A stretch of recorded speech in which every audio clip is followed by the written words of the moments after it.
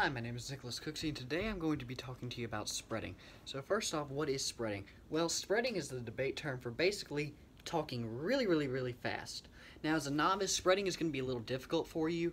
Don't worry, nobody gets it on their first try. It's taken me 2 years to get to where I am today, so if you don't get it at first, just keep trying, because trust me, practice makes perfect.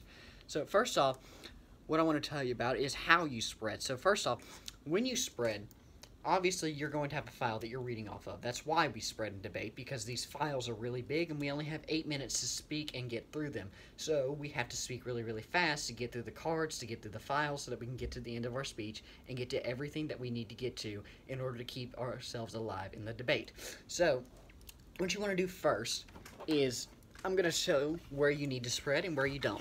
So it's a little hard to see, but basically this right here, this whole thing here, this is called the tagline. It's going to have a little brief summary of what the card is talking about, and it's going to have the author and the date. This part here you're really going to want to slow down on and make sure that you say it with very clear tone, so that way your judge and your opponents can flow it and get it down, so that way they know that you read this card and you made this argument, because if not, and you try to bring it up again, it is going to bite you in the butt. So this area right here, this little highlighted area here, this is where you're going to want to spread, because you need to get through this as quick as possible so that you can get on to the next card.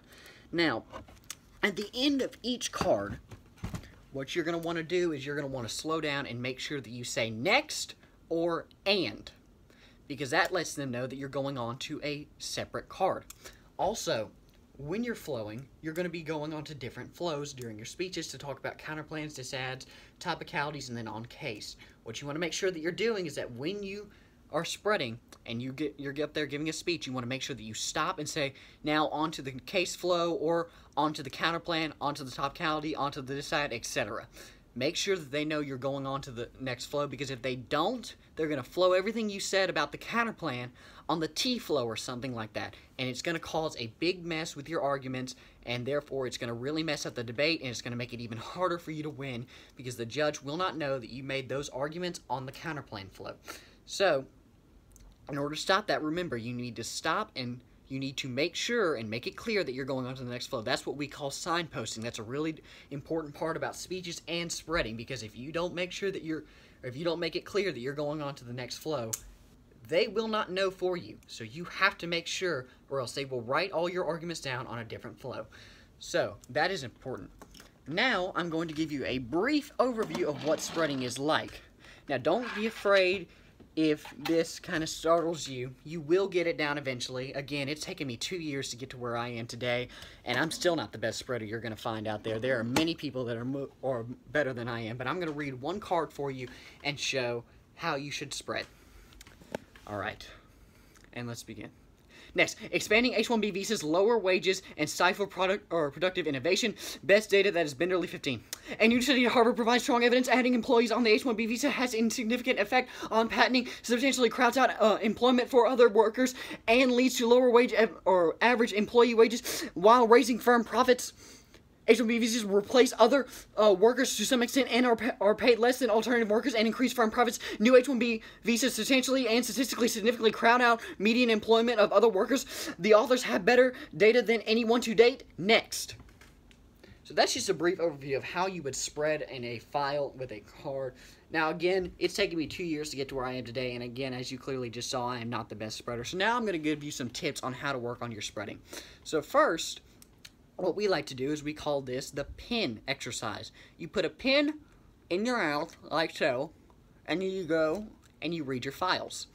Basically what that's going to do is it's going to kind of slow you down and let your brain get used to it. And also, real quick, the more you read your files, the clearer you will get because of muscle memory. Your mouth and your brain will remember saying these words. You'll be able to go through them faster. So read cards and read speeches over and over again. Practice them, and I promise you, you will get better at speaking, and your speech will become clear. So this is the pin exercise, and basically, expanding H-1B visas, lower wages, and stifle productive innovation. Best data, the Benderly 15. Now I didn't do the whole card just because it's not, or just because for time's sake, but you get the whole idea. Basically, you want to put this in your mouth, and you want to try and speak as fast as possible. And when you're done with it, it'll go, expanding H1B's lowered wages and stifled productive innovation, best data, that's been early 15. You will automatically speed up once you do it. Another exercise is you want to slow down and say and after every single word. Expanding and, H1B and, visas and, lower and, wages and, stifle and, productive and, innovation and, best and, data and, been early and, 15 and. And now, watch. Expanding H1B visas, lower wages and stifle productive innovation, best data, that's been early 15. Every time you do these exercises, you get faster and faster at it. Another one is reading it backwards. Now, this one's a little tricky, but it does help, trust me. 15, Benderly, data, best, innovation, productive, stifle, and wages, lower, visas, H1B, expanding. And now, expanding H1B visas, lower wages, and stifle, productive, innovation, best, data, or Benderly 15. And see, every time I keep doing these, I get clearer and clearer, and I get faster and faster. And that will really help you with flowing. These speech exercises, if you do them religiously, these will really help you work on your spreading, and it will make you an overall debater. And when you are during your novice year, when you're going up against other people who cannot spread and they see you spreading up there, it's going to make you look like the better debater. You're going to get better speaker points for you, and the judge is really going to listen to you better because you look like you know what you're doing. When you and you will, but this is just going to make you even look like you're better prepared, you are better than your opponents, and you are overall the better speaker, which means that the judge will listen to you and you will command the round. So with that, I thank you, and remember to subscribe.